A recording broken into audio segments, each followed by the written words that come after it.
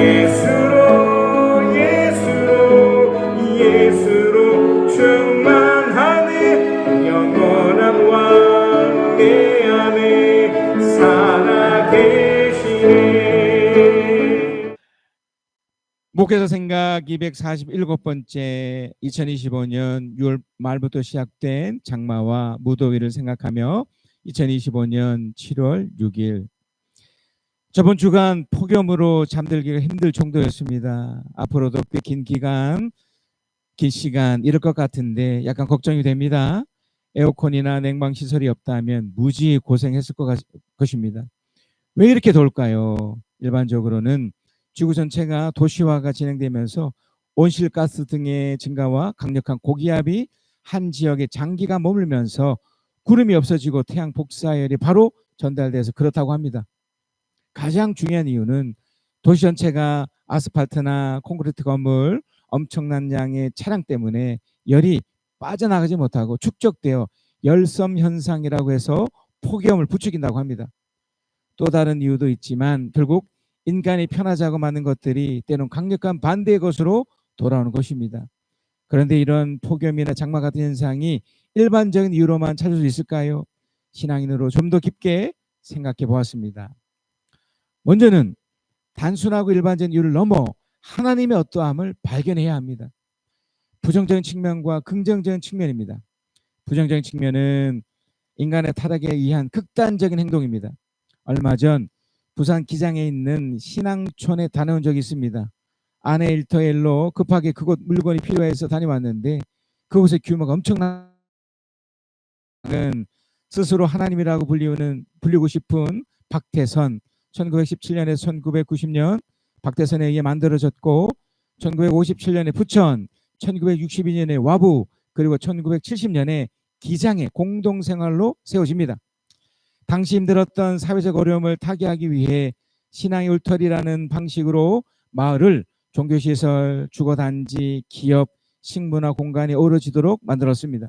하지만 천부교라고도 불리는 이 집단은 극단적으로 변질되면서 전통적인 성경 해석을 거부하고 박태선이라는 사람이 통일교회 문서명이나 지금의 신천지 이만희처럼 자신이 구세주가 돼버립니다. 가장 심각한 것은 폐쇄적인 공동체 운영으로 마치 공산주의처럼 운영되는 것에 사회적 지탄을 받고 있습니다. 이미 정통교단에서 이단과 사이비 집단으로 판명이 났습니다. 이들의 가장 큰 특징은 어떤 재난이나 천재지변에 의한 어려움이 왔을 때 극단적이고 부정적인 방식으로 푼다는 것입니다. 인간의 연약하고 의지하는 욕구를 잘못된 방식으로 해결하려고 합니다. 긍정적인 측면도 있습니다. 최근 일본에 엄청난 지진이 일어날 것이라는 예측으로 큰 혼란이 왔다고 합니다. 그런데 일본 사람들 대부분은 이런 천재지변, 특히 지진이나 해일에 대해서 의연하게 대처하고 있습니다. 천재지변을 당연하게 받아들입니다. 자연 그 자체를 이미 신격화하는 전통적인 세계관, 신도라고 해서 자연 그 자체가 신이라고 보고 곳곳에 신사가 있습니다. 신격화하는 전통적인 세계관이 있어서 신의 뜻, 자연의 섭리로 받아들입니다. 또한 불교의 모든 것은 변하고 사라진다는 사상의 영향으로 재난이 와도 어쩔 수 없는 일이라는 말로 일상 언어가 되어버렸습니다. 가장 중요한 것은 수많은 경험에서 오는 나름대로의 축적된 힘 때문입니다. 재해는 통제하거나 피할 수 없기에 피신하고 사는 것에 감사하는 숙명론과 같은 사고방식이 있습니다. 그러나 두 번째로 자연재해는 인간의 몸처럼 외부적인 요인인 질병이나 감염, 과로나 스트레스 그리고 생활습관의 문제일 수 있지만 타락한 인간을 향한 하나님의 호소라는 것입니다. 성경은 수없이 인간이 자행하는 전쟁이나 다른 싸움과는 다르게 자연재해가 일어났을 때 그것에 또 다른 면이 있음을 말하고 있습니다. 하나님이 자연재해나 재앙을 허락하실 때 지금의 폭염처럼 진행될 때 단순히 심판에 의한 징벌이 아니라 반성하고 회개를 통해 하나님께로 돌아오라는 도구로 설명됩니다. 아모스 4장 6절에서 11절 요약. 내가 너희에게 기근을 주었고 비를 멈추었으며 황충을 보내어 너희 동산을 먹게 하였으나 너희는 내게로 돌아오지 않았다. 로마서 8장 22절 모든 피조물이 이제까지 함께 신음하며 함께 해산의 고통을 겪고 있다는 것을 우리는 압니다.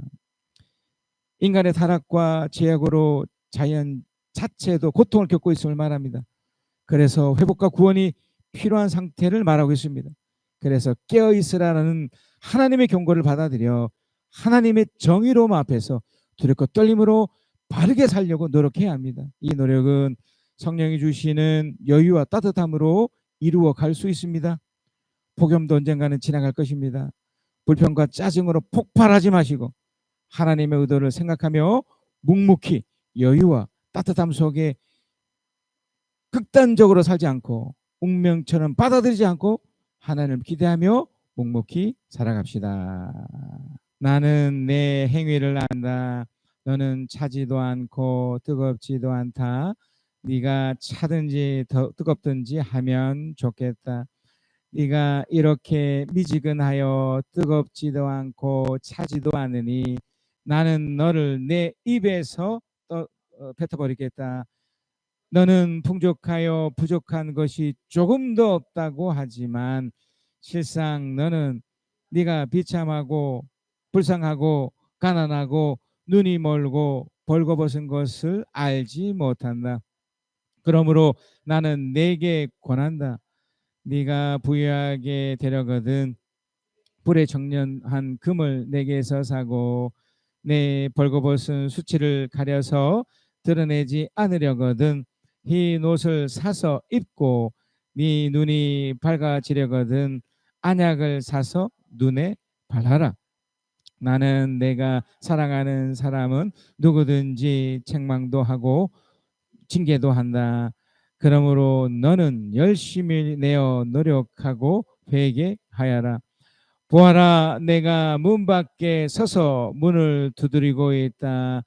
누구든지 내 음성을 듣고 문을 열면 나는 그에게로 들어가서 그와 함께 먹고 그는 나와 함께 먹을 것이다. 이기는 사람은 내가 이긴 뒤에 내 아버지와 함께 아버지의 보좌에 앉은 것과 같이 나와 함께 내 보좌에 앉게 하여 주겠다. 여러분 무지 덥지요. 예, 저 같은 경우는 워낙 땀을 많이 흘리니까 이렇게 넥타이도 매우 좋습니다. 얼마나 땀을 많이 흘리는지. 그래서 오히려 이 여름에 살이 빠집니다. 땀을 많이 흘려서. 여러분 왜 우리가 더위를 느낄까요? 이렇게 생각해 보셨나요? 1번적으로 이렇답니다. 우리 몸이 이렇게 체온이 있대요.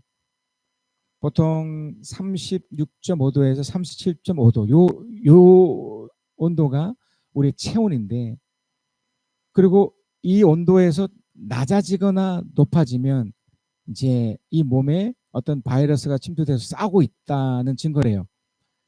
그래서 싸워서 이기면 그 열이 이제 내려가고요. 괜찮아진대요. 그러니까 이렇게 우리 몸이 이렇게 체온을 유지하려고 노력을 하는데 밖에 온도가 이렇게 높아지면 우리가 더위를 느끼잖아요. 그러면 우리 안에 있는 이 체온이 그렇게 발생하는 거예요. 원래 몸이 뜨거워지거나 차지면 안 되는데 너무 강렬하니까 우리 몸에서 이 체온 36.5도에 30.5도 고사를 유지하기 위해서 땀을 배출한대요. 땀을 배출하는데 더우니까 그러면 이 땀이 증발을 시켜야 되는데 어떻게 될까요? 땀이 더 나겠죠. 그냥 계속 더워지는 거예요. 그러니까 우리가 더위를 계속해서 느끼는 겁니다. 그러니까 땀이 증발이 되기 위해서 이제 인위적인 장치들이 이제 생긴 거죠.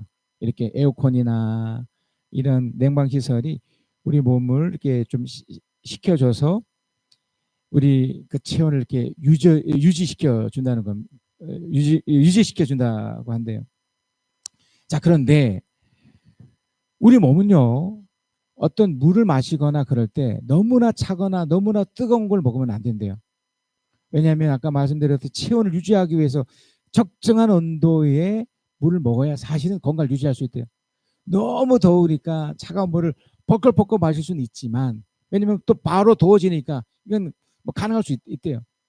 하지만 일반적으로 또 건강을 유지하려면 바깥 날씨와 상관없이 우리는 미지근한 상태의 물을 먹어야 가장 좋다고 해요.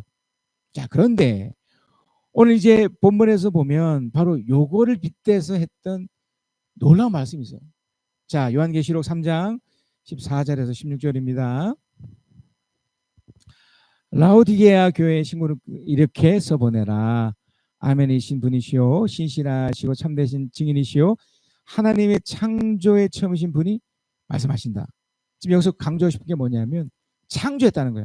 만들었다는 거예요. 우리 몸도 만들었고 이 생태계를 다 만들었고, 이 창조하신 이분이 뭐라고 하시냐면 15절, 나는 네 행위를 안다.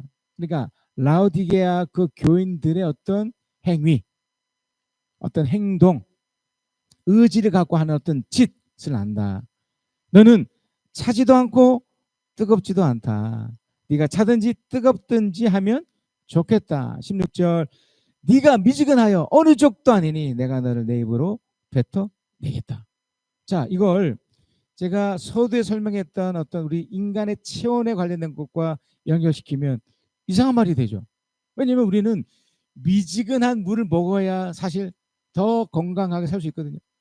근데 여기서는 차든지 뜨겁든지, 이게 어떤 물을 비유하는 것 같지만 사실 어떤 신앙을 말하는 것 같잖아요. 자, 먼저 이 말씀에 대한 오해가 있습니다. 차든지 뜨겁든지를 제가 아까 서두에 설명드렸던 그 물의 비유처럼 사실 우리 몸이 차든지 뜨겁지 되면 안 되거든요. 그 온도에서 조금만 벗어나면 지금 병에 걸렸다는 증거고 우리 몸이 막 싸우고 있다는 증거예요. 그 열이 나는 건 한편으로는 굉장히 좋은 거예요. 대신에 그 열이 이제 식혀져야 되는데 식혀지지 않고 계속 열난 상태는 싸우고 있는데 질 수 있는 확률이 높다는 거예요. 자, 그런데 여기서는 차든지 뜨겁든지 하라고 지금 하고 있거든요. 자, 첫 번째 오해는, 이 말씀은 신앙의 극단적인 것을 말하는 것이 아니에요. 차든지 덥든지 해라. 그래서 어떤 극단으로 가라. 그러니까 아까 말씀드렸듯이 물도 아주 뭐 뜨거워서 어쩔 수 없이 한두 번 먹을 수는 있지만 매우 차가운 물이나 매우 뜨거운 물을 먹으면 안 되는 것처럼요. 신앙도 어떤 극단적인 것을 피해야 돼요. 그러니까 지금 이것도 차든지 덥지 하라라는 표현이 어떤 극단을 말하는 게 결코 아닙니다. 아셨죠, 여러분? 여러분 안심하셔도 좋습니다. 지금 여러분처럼 딱 생각을 하시면 되는 거예요. 여기서 말하는 극단은 어떤 거냐면 신앙의 한쪽 부분을 치우친 거예요. 그러니까 우리 삶을 지탱하는 세 가지 영역이 있습니다. 가장 중요한 것이 가정이고요. 두 번째 중요한 것이 일터고, 그리고 세 번째가 우리 이런 공동체입니다. 이 교회 공동체. 근데 이게 우선순위가 다 바뀌는 거예요. 그러니까 교회가 우선이 되는 거예요. 일터가 우선이 되는 거예요. 또는 가정이 우선이 되는 거예요. 그러니까 가정이 우선이 되죠. 그리고 일터가 우선이 돼야 되고 그 다음이 교회 우선이 돼야 돼요. 이게 상식이죠. 왜냐하면 우리 주님도 이 땅 가운데 사람의 몸으로 태어나시잖아요. 그리고 한 가정 속에서 사셨고 또 일터 목수의 일을 하셨고 그리고 30대 때 약 3년여간 뭐 교회 사역처럼 이런 공적 일을 또 하셨기 때문에, 그러니까 이것을 헷갈리지 않으시면 돼요. 극단적이라는 것은 이 셋 중에 어느 한쪽만 치우치신 거예요. 어떤 교회, 때로는 가정, 때로는 일터. 그러니까 이걸 균형 잡게 꾸준하게 마치 미지간 물을 먹듯이 꾸준하게 나가야 되는, 이거 극단으로 가버리는 거예요. 차든지 덥든지라는 것이 그런 쪽에 의미하는 것이 아니고 결국은 균형 잡게 살아라는 걸 의미해요. 그러니까 교회에 와서 기도한 것 같이 좋은데 그 기도가 양이 너무 많아지면 안 된다는 거예요. 그래서 제가 몇 번 말씀드렸지만 수련회 모임이나 이런 것들이 굉장히 좋은 모임으로 될 수도 있지만 또 반대로 굉장히 위험한 모임이 될 수도 있어요. 마치 급하게 먹는 밥이 체할 수 있는 것처럼 천천히 오랫동안, 그러니까 꾸준하게 신앙생활하는 것이 훨씬 더 좋은 거지 한 번에 2, 3일 동안 몰아놓고 아침부터 저녁 때까지 막 몰아지면 신앙이 성숙되지 않습니다. 오히려 위험해질 수 있는 거예요. 지금 여기서 말하는 것이 바로 그런 거예요. 균형 잡게 살아라는 거예요. 뭘 균형 잡게 사는 걸까요? 제가 좀 전에 설명했던 그런 일터와 가정과 그리고 이 교회의 삶이 이렇게 균형을 잡으면서 어떤 분명한 태도를 하라는 거예요. 그러니까 여기서 말하는 미지근한 상태가 뭐냐면 이렇게 해도 되고 저렇게 해도 되고 이렇게 하지 말라는 겁니다. 분명한 확신 가운데 진정성이 있는 그런 헌신의 삶을 살아라. 여러분 이제 친구들이나 아니면 가족끼리 이제 식사를 외식을 하러 갈 때 이제 뭐 아빠나 또는 엄마가 물어보잖아요. 우리 뭘 먹을까? 사실 이를 뭘 먹을까도 좀 그렇지만 대부분 어떻게 아무거나, 아무거나. 그러니까 이러지 말라는 거예요. 뭐 아빠면 아빠, 엄마면 엄마, 아니면 아이들 아니면 좋아하는 게 있을 거 아닙니까? 그러니까 분명히 좋아하는 무엇인가 있어라. 그래서 저 짜장면 먹고 싶어요. 아니면 뭐 짬뽕을 먹고 싶어요. 아니면 양식에 뭐 돈가스를 먹고 싶어요. 아무거나 이 자체가 나쁜 건 아니지만, 그러니까 신앙에 있어서 특별히 우유부단하지 말라는 거예요. 분명하게 확신으로 분명하게 표현하고 나타내라. 이게 바로 차든지 덥든지 하라의 의미의 바른 정의입니다. 이거는 또 다른 의미에서 보면 매우 상식적이고 공의롭고 정의로운 거예요. 우리는 헷갈릴 수 있잖아요. 우리가 신앙이라는 것이 원체 오랫동안 우리 교회 분들은 절대 그러지 않지만 어떤 극단화가 돼 있어서 일상적인 삶과 굉장히 동떨어진 것을 신앙으로 여겨버렸기 때문에 신앙하면 단지 기도, 또 신앙하면 뭐 목사 뭐 이런 식으로 딱 비춰지니까, 선교사 이렇게 또 비춰지니까 신앙의 가장 일반적인 것, 다시 말하면 상식적이고 공정한 것을 놓친 거예요. 사실요, 차든지 덥든지 하라는 것은 또 미지근하지 말라고 말했던 것도 바로 이걸 얘기하는 거거든요.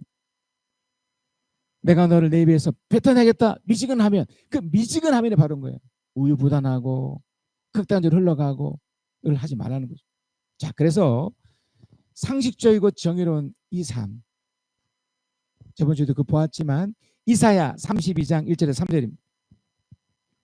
장차 한 왕이 나와서 공의로 통치하고, 이 부분이죠. 공의. 여러분, 공의가 뭐라고 말씀드렸습니까? 이게 정의를 말하는 건데 한 만큼의 대가를 받는 거예요. 특히 신앙은 더욱더 이것이 뿌리 박혀져 있어야 되는데 자꾸 착각하는 거죠. 공부를 열심히 해야죠. 그래야 뭘 할 수 있을까? 열심히도 하지 않았는데 기도만 하고. 그래서 여러분, 뭐 고3들을 위한 뭐 기도 모임 이런 것이 틀린 것은 아니지만 조건이 있습니다. 열심히 공부해서 또 그렇게 해서 좋은 대학을 가든지 또 다른 대학을 가든지 그 결과에 대해서 공의롭게 그렇게 판단하는 거죠. 이걸 뭐 신앙의 또 다른 면으로 자꾸 붙여가면 결국 노력인 거죠. 그러니까 공의는 한 만큼의 대가를 받는 걸 의미하는 거죠. 통치자들이 공평으로 다스릴 것이다. 통치자들마다 광풍을 피하는 곳과 같고 폭우를 막는 것과 같게 될 것이다. 메마른 땅에서 흐르는 냇물과 같을 것이며 사막에 있는 큰 바위 그늘과 같을 것이다. 백성을 돌보는 통치자의 눈이 멀지 않을 것이며 백성의 요구를 듣는 통치자의 귀가 막히지 않을 것이다. 왜요?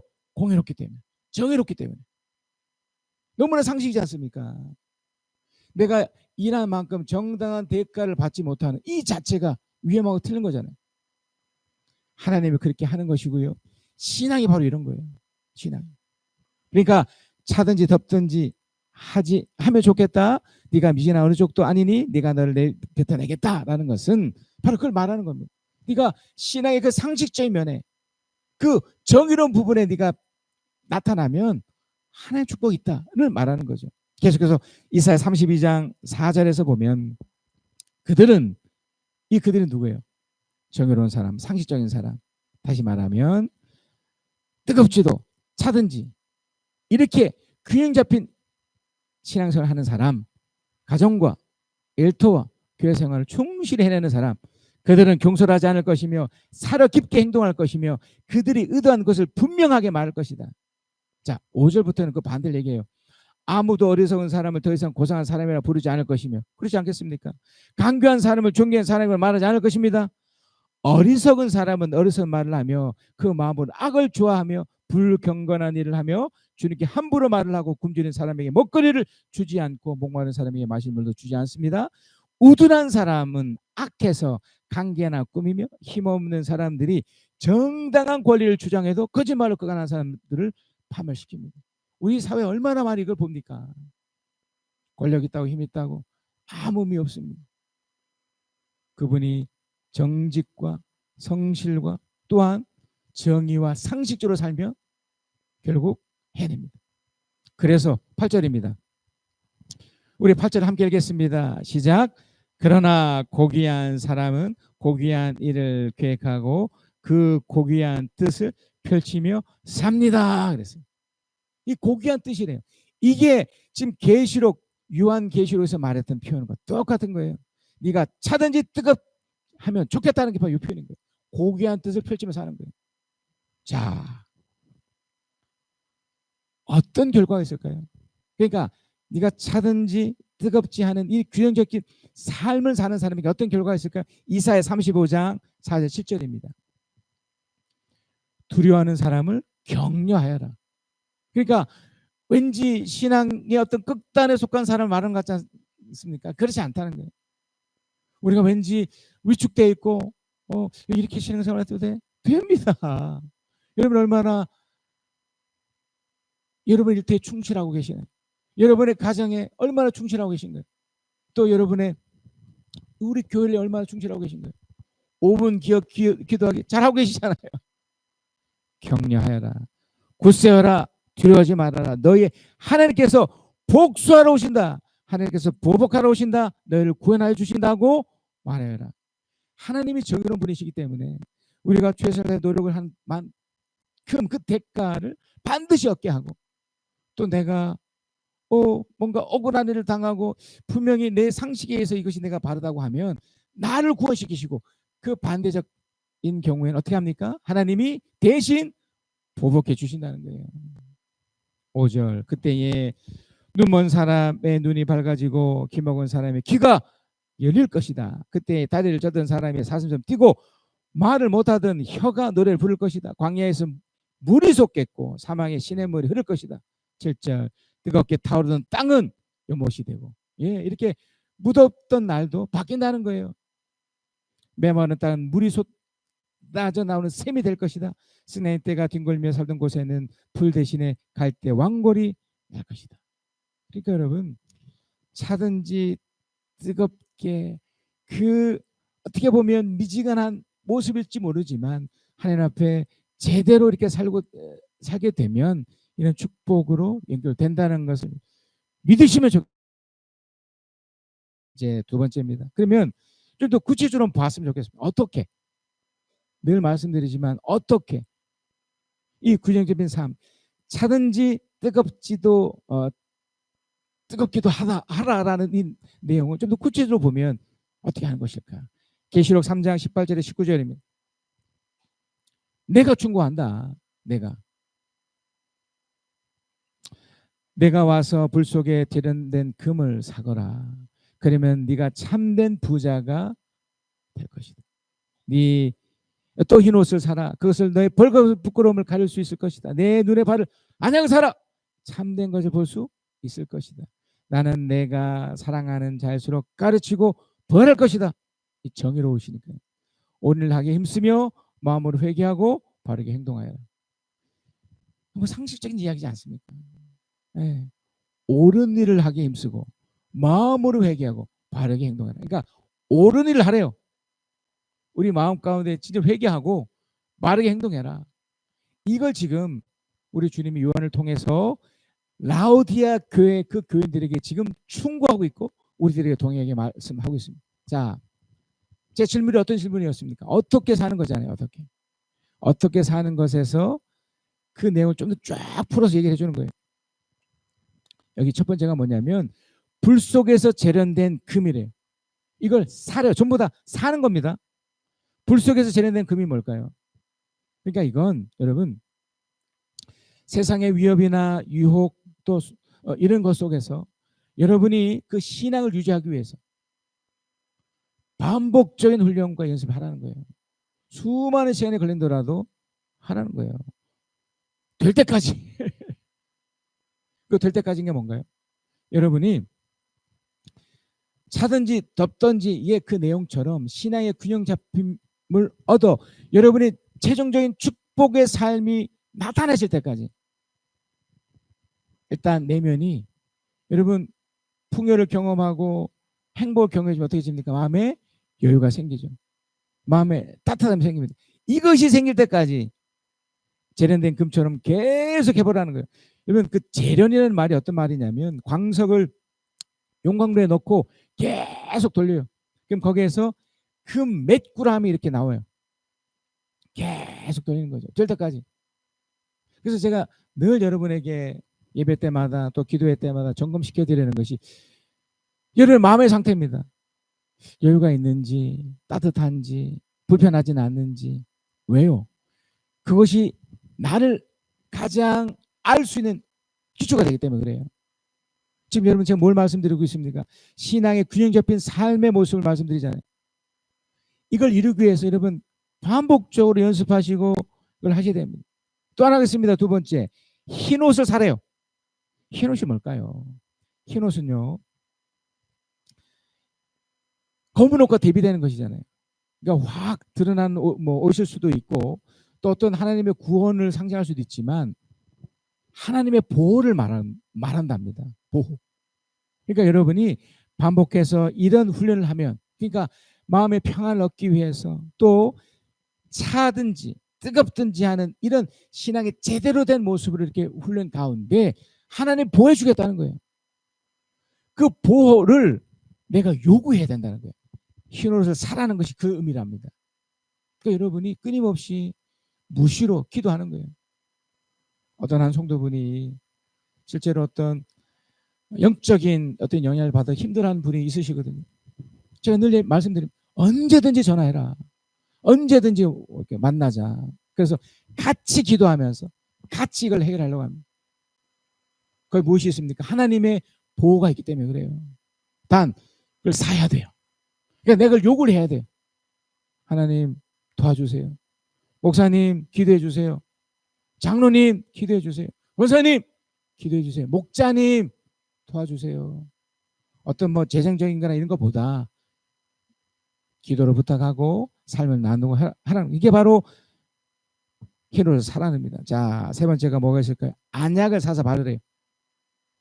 라우디게아 그 교회는 의학, 금융, 섬유 산업이 엄청나게 발달했대요. 그래서 풍요와 번영과 건강이 있는 곳이었대요. 그래서 많은 의사들도 많았고요. 근데 재밌는 게 뭐냐면 그럼에도 불구하고 뭐라고 표현되어 있습니까? 예, 안약을 사라잖아요.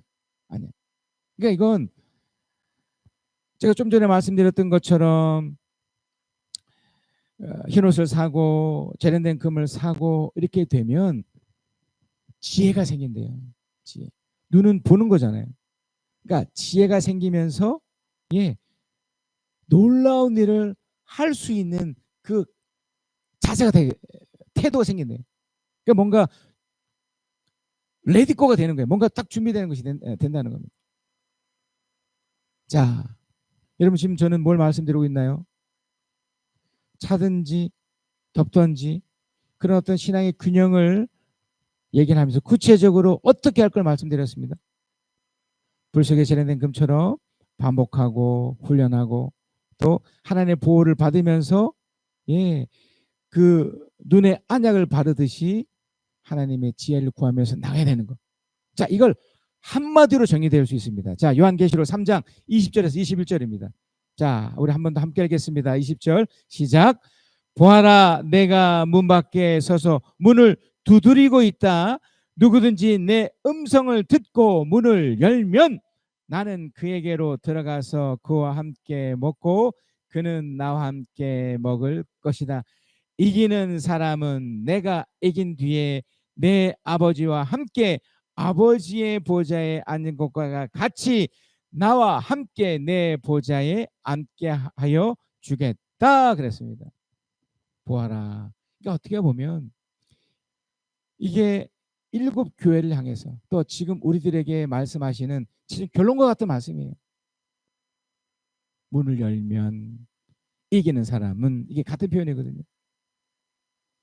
지금 어떻게 살면에 대한 그런 지금 답을 드리고 있는데, 제가 좀 전에 드렸던 말씀, 옳은 일 하기 힘쓰고 마음을 힘이 회개하고 바르게 행동하고, 또 이전에 드렸던 말씀, 차든지 뜨겁든지 하라라고 했던 이 표현이 다 한 표현에 딱 뭐라 있습니다. 그게 바로 마음을 열면이에요. 마음을 열면.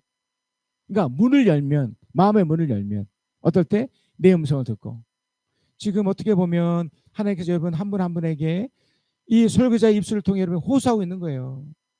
마음을 닫지 마. 지금 어떻게 보면 네가 듣기에 이게 충고처럼 들을 수 있고 위로의 말씀처럼 들을 수 있고 때로는 이게 질타처럼 느낄 수 있을 거야. 그러나 마음을 닫지 마. 내 음성을 듣고 네가 문을 열면, 네가 이걸 받아들이면, 이걸 좋게 여겨서 네 마음에 받아내어 삶에 작지만 살려고 노력하면, 이 뜻이에요. 그럼 어떻게 된다고요? 이기게 되면처럼 나와 함께 먹는데요. 그러니까 주님이 누렸던 것과 똑같은 방식으로 누리게 해주겠다는 거예요. 그리고 더 놀라움이 뭡니까? 나와 함께 내 보좌에 앉게 되겠다. 이 땅에서뿐만 아니라 저 하늘까지 하는 축복을 누리게 해주겠다는 것입니다. 여러분, 신앙은 결코 어려운 것이 아니죠. 결코 극단적인 것도 아니고요. 뭡니까? 하나님께서 우리에게 주신 신앙은 누리는 것입니다. 내가 마음을 열고 그걸 받아들여, 좋게 받아들여, 그리고 작지만 노력할 때 엄청난 일이 생기게 되어 있습니다. 자, 결론입니다. 나는 구원에 대한 확신과 진정성 있는 헌신의 삶을 통해 옳은 일을 하고 주님의 음성을 들으면서 문을 열어 따뜻함과 여유로 이기는 사람으로 살 것입니다.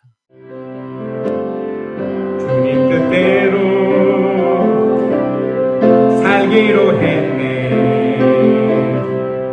주님 뜻대로 살기로 했네. 주님 뜻대로 살기로 했네. 뒤돌아서지 않겠네. 이 세상 사람 날 몰라줘도, 이 세상 사람 날 몰라줘도, 이 세상 사람 날 몰라줘도 뒤돌아서지 않겠네.